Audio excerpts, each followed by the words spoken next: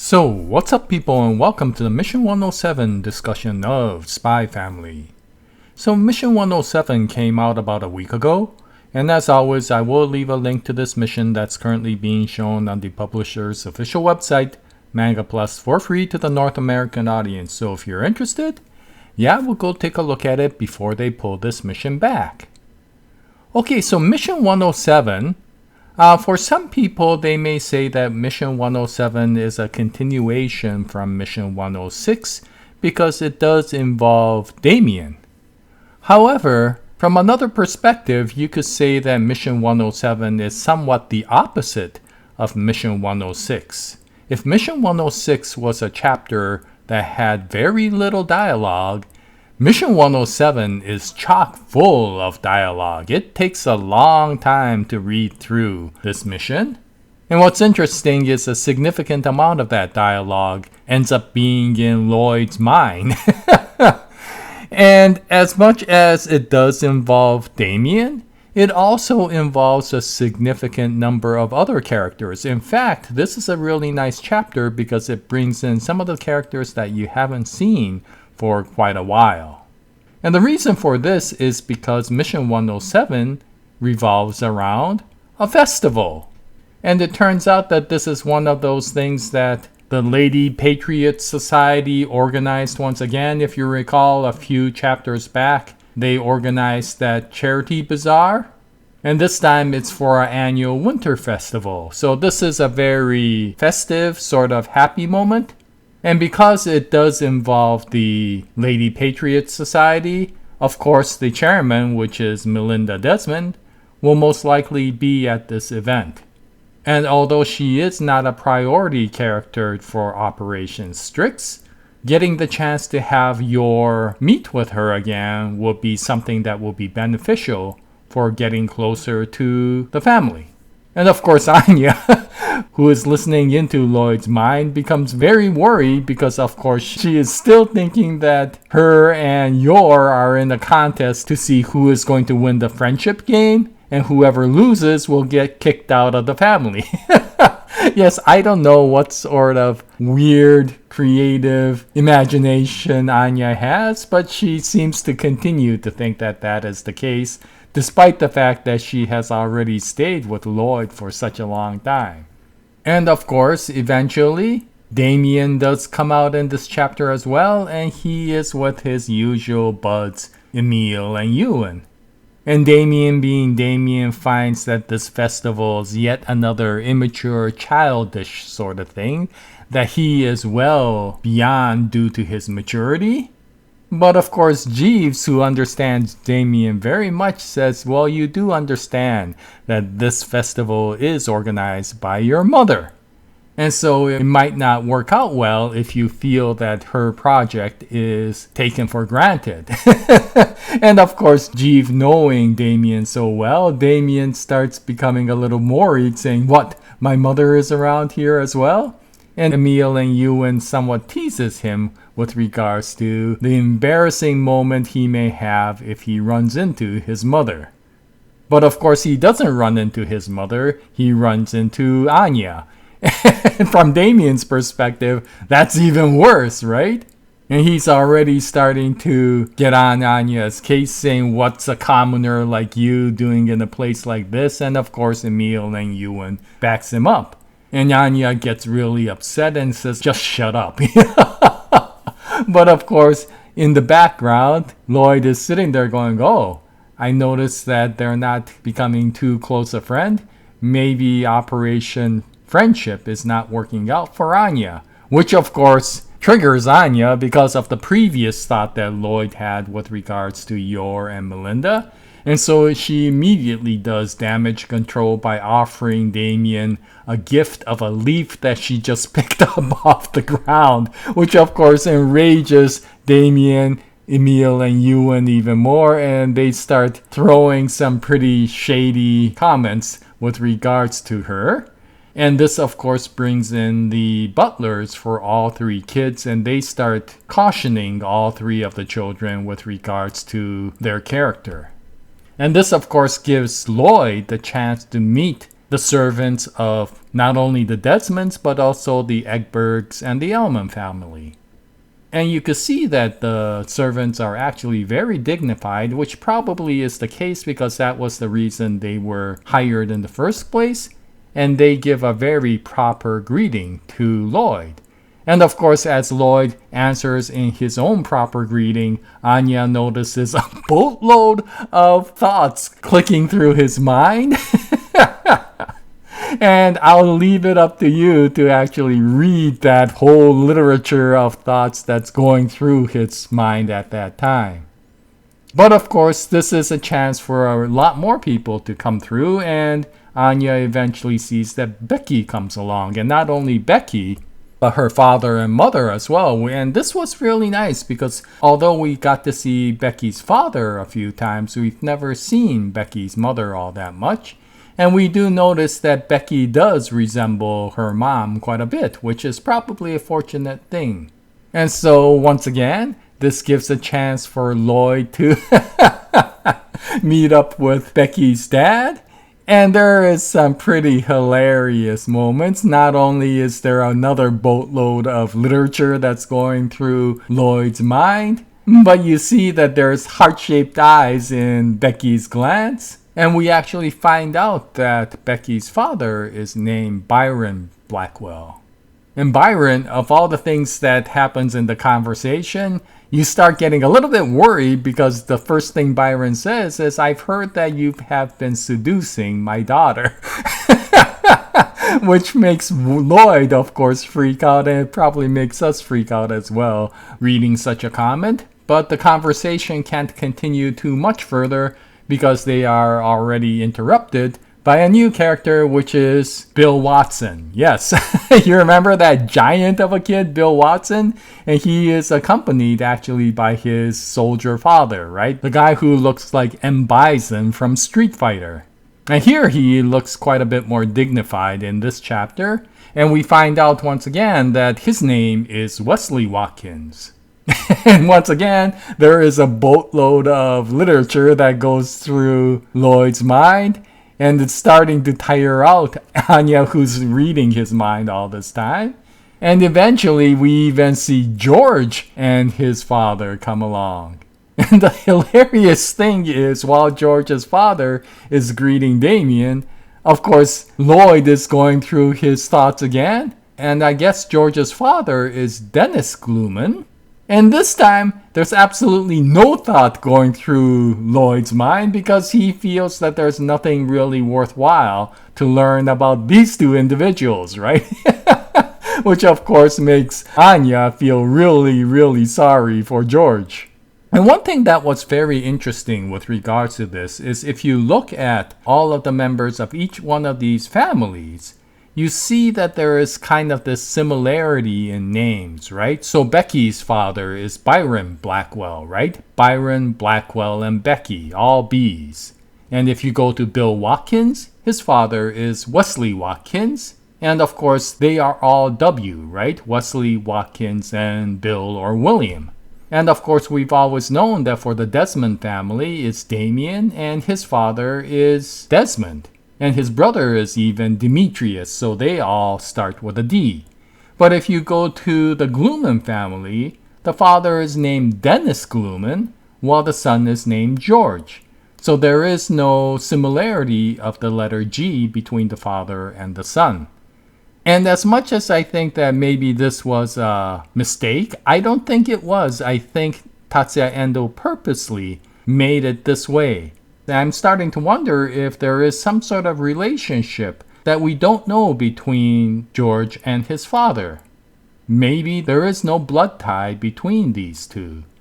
Of course, in the case of Anya, there is no similarity in names, right? Anya, Lloyd, and Forger. But in this case, we already know that Anya and Lloyd are not tied by blood. They're not really family. And so is there some sort of peculiarity for the Gluman family? And did Tatsuya Endo put that in there just for some specific purpose to the plot later on?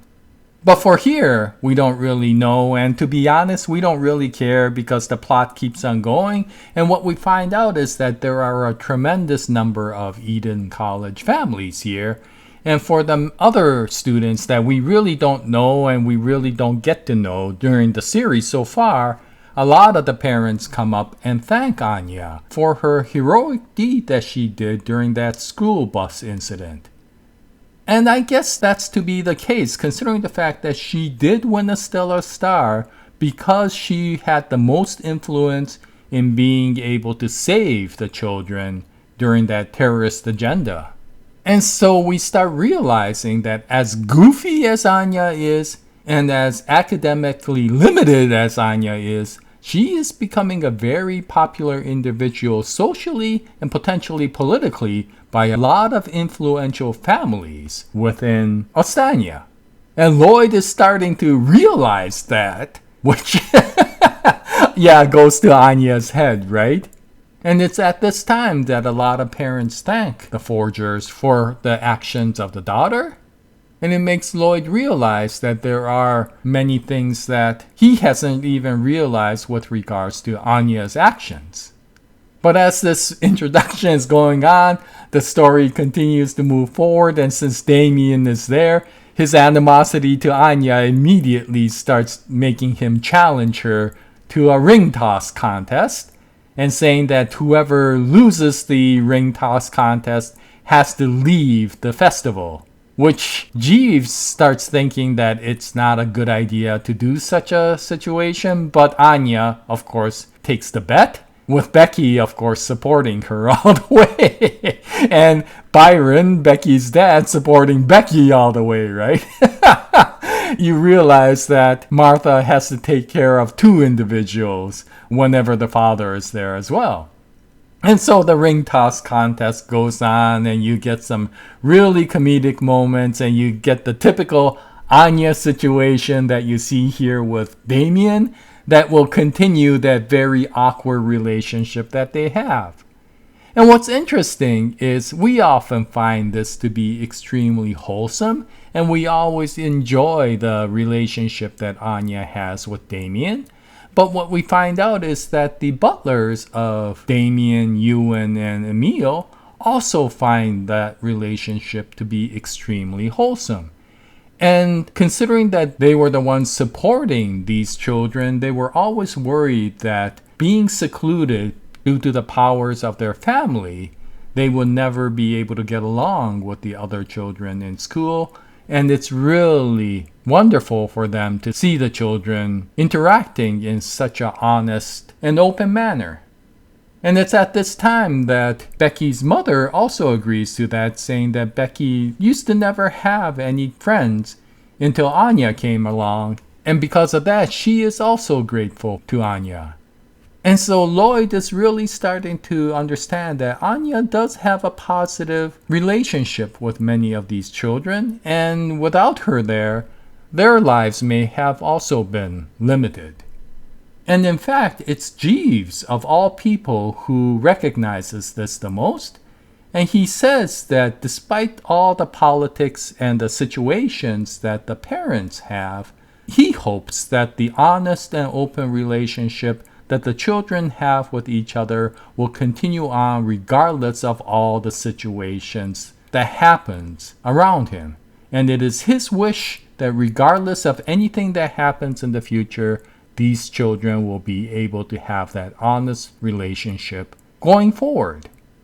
And of course, Lloyd understands what Jeeves says, but he takes it as a tremendous amount of irony, because from his perspective, his objective is the most political and probably the least honest out of all of the people who are there. And he starts wondering, considering that he is telling Anya all the time how her values have to be, he starts wondering himself, what is the purpose of him being in such a relationship? But he has no time to think about it further, because Anya loses the contest, and Damian immediately tells Anya to leave, which of course devastates Anya, and that immediately starts making Damian go, okay, well you could stay, but stay out of my way and just stay quiet, which of course Jeeves takes negatively and says, no, Master Damian, that is not the way a true statesman and leader should act. They should be much more open and willing to have a positive relationship with the common folk. And so this is a really good representation that Tatsuya Endo did for Jeeves. He has a really good heart, and so he is giving Damian really good advice. But you can understand the culture that he's in. Despite all of his good values, he is a person of culture from royalty. And so despite there being nothing that is insulting or condescending from his perspective, the phrases that he uses, such as common folk, comes from the culture of the elite looking down on the common people. And of course, the person who takes it the worst is Byron Blackwell, because of course he's sitting there going, what are you talking about, common folk? But in the case of Anya, she is very happy just because Damian let her stay in the festival. And Lloyd understands, despite the elite status difference, that they are opening up and giving as much positivity as possible. And so he tells Anya, isn't that nice? And so this is a really nice chapter that gives another perspective to Lloyd with regards to how he views the people of Ostania and potentially the mission that he is in. Now it continues on where Becky wants to continue to go forward, and she sees that there is a fortune teller nearby, so she wants to go with Anya to learn about their fortune in romance, right? And of course, all the boys are like, I don't want to go there. And so Yor volunteers to chaperone Anya, while Martha volunteers to take care of Becky. And so this, of course, gives the writer, Tatsuya Endo, the chance to isolate these four characters from the rest of the group. And we find out why as it keeps on going, because there are a number of different fortune tellers that they can choose. And as the rate of cost of these fortunes goes up, the accuracy of the fortune is supposed to go up as well. And since Anya doesn't have any money, she chooses this fortune teller called Luna Selena, who has an absolutely horrendous accuracy of her fortune. But it doesn't matter anyway because she just wants to do it for fun. And when Yor and Anya separates from Becky and Martha to go see Luna Selena, they find her walking around with terrible balance, as if she's been extremely tired or something like that.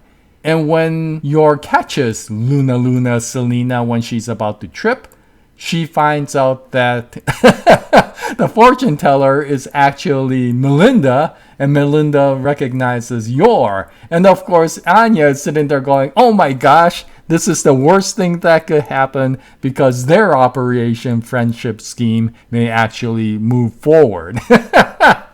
And we complete the chapter in this way. But this, of course, opens up many questions with regards to this situation.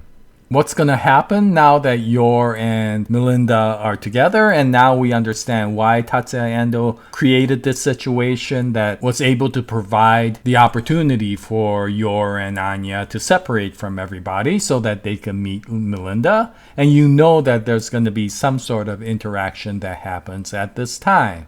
You also wonder why Melinda is so tired at this time, and what the heck is she doing here dressed up as Luna Selena in the first place.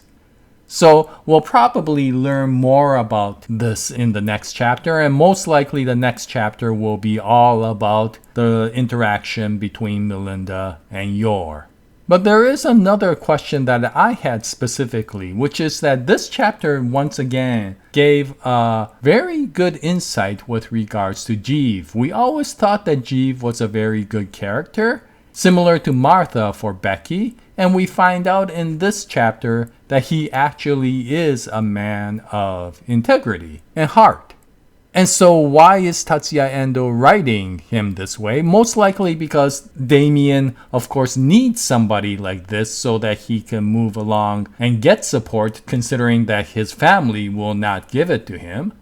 But the other I'm starting to wonder is he writing Jeeve this way because eventually, somewhere along the way, there will be a clash between the Desmonds and the Forgers, or should I say Lloyd Forger, and it will give this character a possibility of potentially maybe not wanting to do this, but still willing to support Lloyd for the sake of potential world peace. Despite the things that he is doing is for the enemy, what he's doing may be ethical enough that somebody like Jeeve will maybe look the other way if he catches Lloyd doing something. And it will be interesting to see what that is because, of course, he is a butler within the Desmond family, the target of the major antagonist of the story. And we still see a lot of mystery that's happening with the Desmond family. Are they really the true bad guys that come out for this story? And I do want to make a separate discussion with regards to this in the near future. But I did find Jeeves to be another character similar to Martha. Martha seems to be setting herself up in a similar manner. And if eventually things get into a very critical situation in Operation Strix, what will these support characters do at that time? And it is interesting how Tatsuya Endo is setting up these relationships to potentially steer the road in the future. But in any case, I found this mission to be very enjoyable. It's a lot of reading, but considering the last chapter went so quickly, this was quite enjoyable to read. And I do look forward to seeing what happens between Yor and Melinda, and we will have to wait for Mission 108 to come out, and once that does, I'll bring out another video. And I hope you join me at that time. But this is the Mission 107 discussion of Spy Family. If you read it, what'd you think about it? What you feel about all of these relationships that are now starting to be created? What do you feel about many of these families that are being represented for the people of Astania? And how do you feel Yor and Melinda's relationship will extend in the future? Any comments will be greatly appreciated. And until the next episode, happy manga reading. And as always, Jaya, nice day, everyone.